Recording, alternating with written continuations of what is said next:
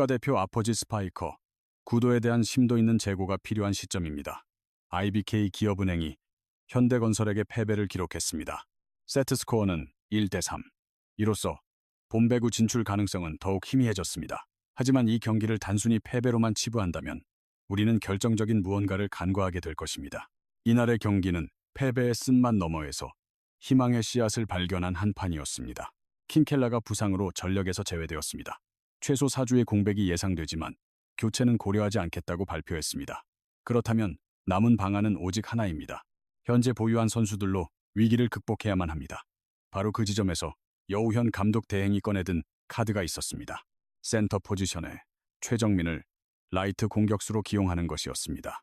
이는 단순한 자리 이동을 넘어 팀의 공격 체계 자체를 재편하려는 대담한 결정이었습니다. 그리고 그 결과는 실로 놀라웠습니다. 최정민은 20득점을 올렸고 공격 성공률은 54.29%, 오픈 공격 성공률은 66%를 기록했습니다. 66.47%였습니다. 단순히 약속된 플레이가 아닌 오픈 공격부터 후위 공격, 블로커를 활용하는 연타까지 마치 외국인 주포처럼 코트를 폭넓게 활용하며 경기 흐름을 주도했습니다. 오늘 배구 이슈에서는 IBK 기업은행과 현대건설의 경기를 세트별로 면밀히 분석하고 이번 패배가 왜 쓰라림 속에서도 아포짓 최정민이라는 소중한 발견으로 이어졌는지, 또한 킹켈라의 부재라는 위기가 최정민의 각성을 통해 기회로 바뀔 수 있을지, 그리고 시즌 막바지에 나타난 이 변화가 어떤 결과를 낳을지 심층적으로 추적해 보겠습니다. 첫 번째 세트, 높이의 한계, 그리고 시작된 도전. 수원체육관에서 IBK 기업은행은 파격적인 라인업을 선보였습니다. 아시아 쿼터 선수인 킹켈라가 발목인대 파열로 최소 4주간 결장하게 됐고 팀은 대체 선수를 영입하지 않기로 했습니다. 그 공백을 메우기 위해 나선 선수는 다름 아닌 최정민이었습니다. 그녀가 아포짓 스파이커로 코트에 선 것은 실로 5년 만의 일이었습니다. 첫 세트의 현실은 차가웠습니다. 현대건설은 서브로 빅토리아를 집중 공략했으며 카리와 양효진이 구축한 블로킹 라인은 중앙과 좌우를 모두 옥죄었습니다. IBK 기업은행은 공격의 활로를 찾지 못하고 결국 19대 25로 첫 세트를 허용했습니다. 특히 팀 블로킹 개수에서 열세를 보이기 시작했는데 경기 종료 후 최종 기록은 6대 15였습니다. 블로킹 리그 1위 팀의 위용은 대단했습니다. 그러나 2세트에서 한 가지 희망적인 요소가 포착되었습니다. 바로 최정민의 공격 타점이었습니다.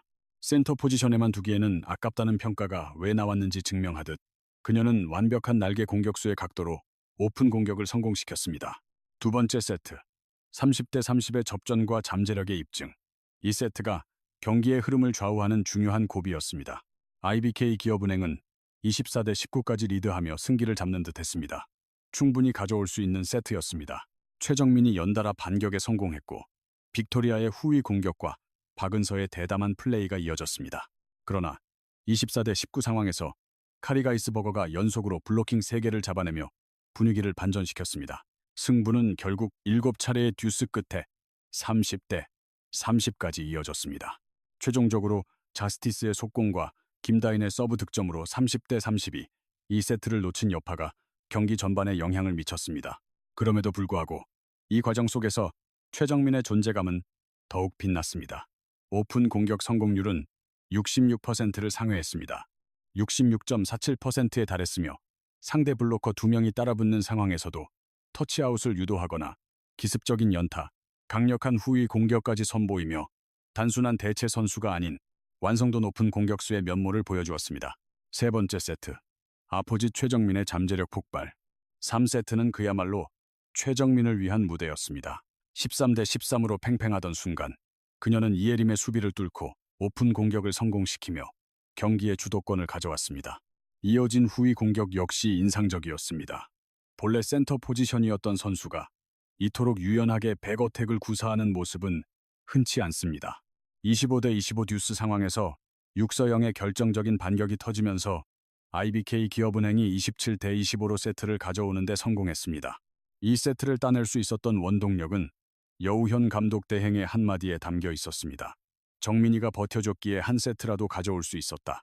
경기 종료 후 인터뷰에서 여우현 감독 대행은 패배의 아쉬움 속에서도 익숙하지 않은 아포짓 자리에서 자신의 역할을 완벽히 수행해준 선수에 대한 칭찬을 아끼지 않았습니다. 이 한마디가 모든 상황을 대변합니다.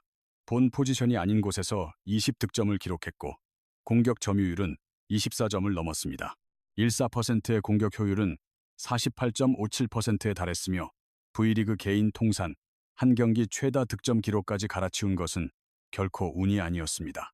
네 번째 세트, 넘을 수 없었던 현실의 벽. 그러나 상황을 객관적으로 직시할 필요가 있습니다. 4세트 시작과 함께 스코어는 7대1까지 벌어졌습니다.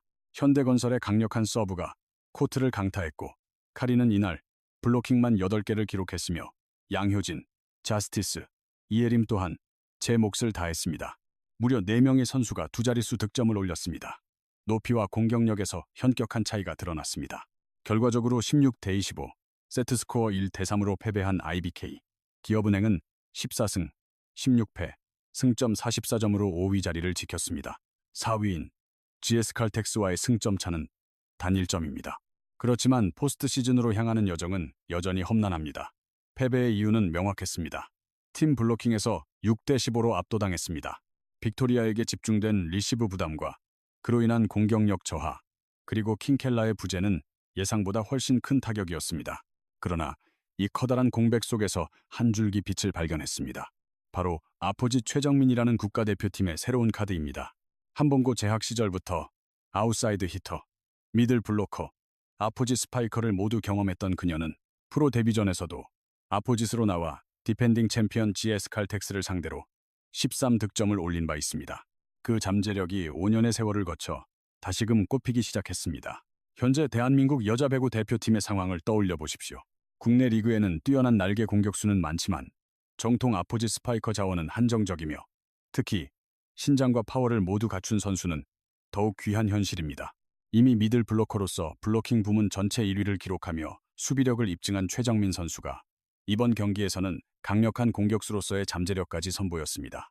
만약 그녀가 국가대표팀에서 아포짓 스파이커로 체계적인 훈련을 받는다면 김희진 선수, 이후 계속해서 해결책을 찾지 못했던 대표팀의 아포짓 공백을 메워줄 핵심적인 인물이 될 수 있습니다. 시즌 막바지에 이루어진 이 변화가 팀을 구할 수 있을까요? 관건은 시간이며 정규 리그는 이제 단 6경기만을 남겨두고 있습니다. 주 공격수 킹켈라가 최소 넉 주간 경기에 나설 수 없는 상황에서 기업은행은 별도의 선수 교체 없이 버티겠다고 선언했습니다. 이러한 위기 속에서 최정민이 아포짓 포지션에 성공적으로 자리 잡아 공격의 균형을 맞춘다면 팀은 오히려 한 단계 더 성장하는 계기를 마련할 수 있습니다. 물론 다른 팀들의 집중 분석이 시작되면 현재의 공격 성공률은 다소 낮아질 수 있습니다. 하지만 오늘 경기에서 보여준 모습은 단순한 가능성이 아닌 리그에서 충분히 통할 수 있는 경쟁력이었습니다. 비록 경기는 패배로 끝났지만 IBK 기업은행에게는 잃은 것보다 얻은 것이 더 많은 경기였습니다. 최정민이라는 귀한 재능을 중앙 수비에만 한정하기에는 아깝다는 점이 명확해졌습니다.